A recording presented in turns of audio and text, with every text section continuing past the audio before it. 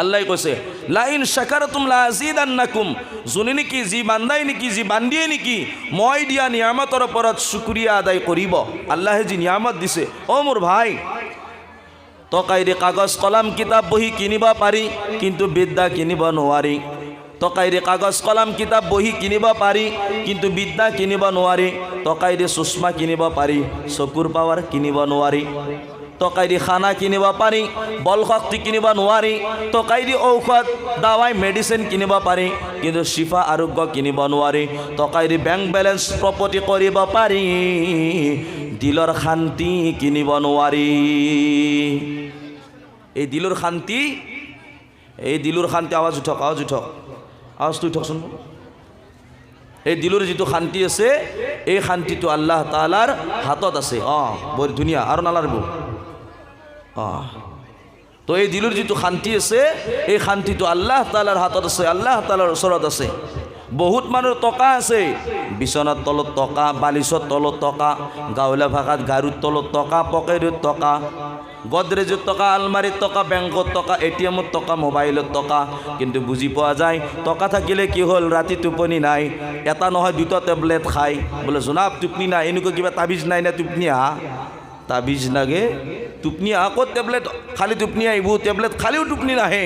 কাৰণ দিলত আল্লাহ তাআলাৰ ভয় দিলৰ পৰা ওলাই গৈছে, যাৰ কাৰণে আজি এই দুনিয়াৰ মহব্বত দিলত খুমে যাওয়ার কারণে এই দুনিয়ায় কিন্তু টোপনি মারবে না দে, দুনিয়ায় টোপনি মারবে না দে। মনত রাখবো, দুনিয়ায় মানুষ জাগি কেনে রাখে, আর আল্লাহর হুকুমে মানুহক কি করে, শান্তি দিয়ে। আর শান্তি যেতিয়া দিয়ে 10 মিনিট টোপনি মারিলে আলহামদুলিল্লাহ গোটেই রাতির টোপনি হয়ে যায়, যদি আল্লাহ শান্তি দিয়ে।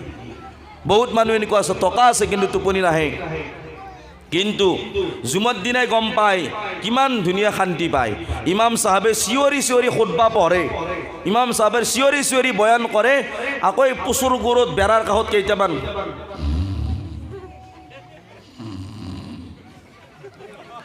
হয়নে নহয় কওক?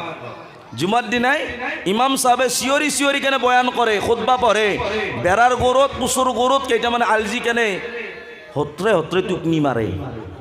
কিয় কচোন? ঘৰত কিন্তু শান্তি নাই, ঘৰৰ ভিতৰত কোনো নহ'লে টকা পইচা চব আছে, কিন্তু তাতে শান্তি নাই। মছজিদত আটাবাৰী বয়ান কৰে, খুতবা পঢ়ে, তাৰে পিছতো ফুল টোপনি। কিয় জানে? আল্লাহৰ দিনৰ মজমুআত আল্লাহ তাআলাই শান্তি ৰাখিছে, কওক সুবহানাল্লাহ। এই যিখন দিনৰ মজমুআ, এইখনৰ জেগাত আল্লাহ তাআলা হিদায়াত ৰাখিছে, হিদায়াত। আল্লাহ তাআলা এই জেগাত বহুতসকলৰ জিন্দগীৰ গুনাহতা মাফ কৰে, হাত্তা কে তেখেতৰ গুনাহসকল আল্লাহ তাআলা নেকিৰ দ্বাৰা পৰিৱৰ্তন কৰি দিয়ে, কওক সুবহানাল্লাহ। আৰু এই জেগাত বহি যদি কোনোবা বান্দা আল্লাহৰ ওচৰত তৌবা কৰি লয়, ইস্তিগফাৰ কৰি লয়, হে আল্লাহ জিন্দগীত বহুতো গুনাহ কৰিলোঁ, মোৰ আই মাতৃও যদি কয়, হে আল্লাহ জিন্দগীত বহুত পৰ্দা নোহোৱাকৈ চলিলোঁ, আল্লাহ বেলেগ পুৰুষক চুলি ষ্টেট কৰি কেনে মেকআপ কৰি কেনে চেকআপত গেলো, বহুত আল্লাহ তাআলা বেলেগ পুৰুষক দেখাই কেনে ঘূৰিলোঁ, ৰিলছ বনালোঁ, ভিডিঅ' বনাই কেনে মোবাইলত আপলোড দিলোঁ। আল্লাহ আজিৰ পৰা এইবিলাক কাম নকৰোঁ। হে খুদা, যদি মই মানুহ ৰাজি হৈ কেনে মোৰ আল্লাহ যদি নাৰাজ হয়, আৰু আল্লাহ নাৰাজ হ'লে যদি মই জাহান্নামত যাব লাগে, তো আজিৰ পৰা মই ৰিলছ বনোৱা, ভিডিঅ' বনোৱা, বেপৰ্দা হৈ চলা, চুলিত ষ্টেট কৰি কেনে মেকআপ কৰি কেনে চেকআপত যোৱা, পৰঙিজাল আশ্ৰাদালৰ দৰে কাপোৰ লোৱা, কাপোৰ পিন্ধাৰ পৰা আজিৰ পৰা আল্লাহ দূৰত যাম। আল্লাহ আজিৰ পৰা এনেকুৱা কাম নকৰোঁ। আল্লাহৰ ওচৰত যদি আমাৰ মা ভনীসকলে তৌবা কৰে, আল্লাহ জিন্দগীৰ গুনাহ মাফ কৰি কেনে এজনী চৰিত্ৰবান দিনদাৰ আল্লাহৰ খাজ বান্দি বনাই কেনে আল্লাহ তাআলা ঘৰলৈ ফিৰে দিয়ক, সুবহানাল্লাহ। আমাৰ বহুত ডেকা ল'ৰা এইটো সময়ত, যোৱাকালি কোনোবাই ইটো ধৰি আছিল, ইটো চিনি পায় না? সৰু মাইনা ডাঙৰ মাইনা চিনি পাইছে না? এইটো যিটো খালি মাক বাপেককো চিনি নাপায়, যাওঁতে ৰাস্তাই দি, ধুনীয়া ৰাস্তাই দি যায় বন্ধুৰ লগত, ঠিকে আছে, যাওঁতে ঠিকে আছে ৰাস্তা, আহোঁতে বাপাই নলা নৰ্দমাত পৰছি, খাই আছি, আকৌ কয় ৰাওঁতে ইমান ধুনীয়া ৰাস্তা পালোঁ, আহাতে ৰাস্তাতে বানপানী হ'ল না? কি ৰাস্তাত বানপানী হোৱা নাই, বাছা যাওঁতে ঠিকে ৰাস্তা দেখিছে, আহাতে নালাত পৰছি, নালাত পৰি গাত পানী লাগিছে, ভাবছি ৰাস্তাতে বানপানী হ'ল না? সেইটো হ'ল কি? চাৰাব, সেইটো হ'ল মদ। বহুতে এইটো সময়ত কালি মদ খাই আছিল। আচ্ছা, অলপমান ইকুটো কমাই দিব, অলপমান আৱাজটো কিন্তু নকমাব, ইকুটো অলপমান কমাই দিয়ক, ইকুটো কমাই দিব, মাতটো নকমাব। তো বুজি পাই আছেনে আপোনালোকে? ধ্যান দিব কিন্তু দেই মোৰ ভাই। তো আল্লাহ তাআলাই যে দুনিয়াৰ বুকত আপোনাক মোক পঠাইছে, আল্লাহ তাআলাই পঠোৱাৰ এটা উদ্দেশ্য আছে। আপুনি মই ঘৰ বনাইছোঁ, আপুনি মই ঘৰ বনাইছোঁ, আমাৰ উদ্দেশ্য আছে। মই যিটো ঘৰ বনাইছোঁ, এই ঘৰত মই থাকিম, মোৰ বিবি বাচ্চা থাকিব, মোৰ বিবি বাচ্চা মেহফুজ হৈ কেনে থাকিব, মোৰ বিবি বাচ্চাই টেনশ্যনত থাকিব, হিফাজতত থাকিব, মেহফুজ হৈ কেনে থাকিব, সিহঁতক কোনো শত্ৰুৱে একো কৰিব নোৱাৰে। মোৰ বিবি বাচ্চাই পৰ্দাত থাকিব, মই গাড়ী লৈছোঁ, মই কাম কৰিব যাম, মই খেতি কৰিছোঁ, তাৰ ফচল উগাই কেনে মই তাৰ পৰা খানা খাম। এইবিলাক বস্তু আপোনাৰ মোৰ উদ্দেশ্য আছে, এটা ঘৰ বনোৱা উদ্দেশ্য, গাড়ী লোৱা উদ্দেশ্য, আপোনাৰ মোৰ খেতি কৰা উদ্দেশ্য। তো গোটেই জিন্দগীত আপুনি মই যিমান কাম কৰোঁ প্ৰত্যেকৰে এটা উদ্দেশ্য আছে যে আপুনি মই কেনেকুৱাকৈ ছাকচেছফুল হ'ব পাৰিম আৰু কেনেকুৱাকৈ এই যিটো ওপৰত মেহনত কৰিম সেই বস্তুৰ দ্বাৰা আপুনি মই ফচল, সেই বস্তুৰ দ্বাৰা আপুনি মই লাভৱান হ'ব পাৰিম। এই মোৰ ভাই, এই কথা এটাই কওঁ, ৰাস্তা বিচাৰি বিচাৰি যাই থাক, মাজতে এইগিলাখান আৰু নকৰবি। মোৰ লাইন কাটি গ'লে আকৌ মাইকো ঘূলি কেনে কোব যাব। সেই এনা কৈছোঁ, তহঁতে আচলকৈ নাভাবি কোবম নে আৰু মই। তো যাই নহওক, তো আল্লাহৰ এটা উদ্দেশ্য আছে, মানুহক যি বনাইছে আল্লাহে, আল্লাহৰ এটা উদ্দেশ্য আছে। আল্লাহ ৰাব্বুল আলামিন কোৰআন শৰীফৰ ভিতৰত ২৭ নম্বৰ পাৰা ২ নম্বৰ পৃষ্ঠা আল্লাহ তাআলাই কয়, বিসমিল্লাহিৰ ৰহমানিৰ ৰহিম, ওয়া মা খলাকতুল জিন্না ওয়াল ইনসা ইল্লা লিয়াবুদুন। অমর পর্দার আর সন্মানের মাহফুনি সকল, অমর নজওয়ান বন্ধু সকল, ইসলাম দরদি ভাই বন্ধু সকল, আল্লাহ তাআলার এটা উদ্দেশ্য আছে। আল্লাহ কয়, মই মানুহ আৰু জিন আৰু মানুহক একমাত্ৰ মই, জিন আৰু ইনচানক একমাত্ৰ মই মোৰ ইবাদতৰ কাৰণে সৃষ্টি কৰিছোঁ। এতিয়া আপোনালোকে ক'ব পাৰে, এতিয়া জনাবে নামাজৰ কথা ক'ব আৰু ৰোজাৰ কথা ক'ব আৰু জানে ৰোজা মাহত ৰোজা ৰাখিব লাগে বুলি, আজান দিলে নামাজ পঢ়িব লাগে বুলি চবেই জানে। অ' ভাই, আল্লাহ যি কৈছে ইবাদতৰ কাৰণে বনোৱা বুলি, ইবাদতৰ অৰ্থ এইটোৱে নহয় যে আপুনি নামাজে পঢ়ি থাকক, নামাজে পঢ়ি থাকক, নামাজে পঢ়ি থাকক, জিকিৰে কৰি থাকক, ৰোজাই ৰাখি থাকক, নহয়। আপুনি মই যিমান কাম কৰিম শৰীয়ত মোতাবিক, আল্লাহৰ হুকুম অনুযায়ী, আল্লাহ যেনেকুৱাকৈ হুকুম কৰিছে, ৰাতিপুৱা টোপনিৰ পৰা উঠাৰ পৰা ফিৰ ৰাতি টোপনি মাৰালৈকে যিমানবোৰ কাম কৰিম গোটেই কামবোৰ ইবাদত, কিন্তু শৰ্ত নবী সাল্লাল্লাহু আলাইহি ওয়াসাল্লামৰ তৰিকা, নবীৰ সুন্নত মোতাবিক যদি আপুনি মই কাম কৰোঁ, গোটেই জিন্দগীৰ কামবোৰ আপোনাৰ মোৰ কাৰণে ইবাদত হৈ যাব। আজান হৈছে, নামাজত যাম, আলহামদুলিল্লাহ। নাপাক হৈছোঁ, পবিত্ৰ হ'ম। আমাৰ ডেকা বন্ধু পেচাব কৰে, আমাৰ আলিম উলামাসকলেও পেচাব কৰে, কৰে নে নকৰে? চবেই পেচাব কৰে, চবেই পেচাব কৰে।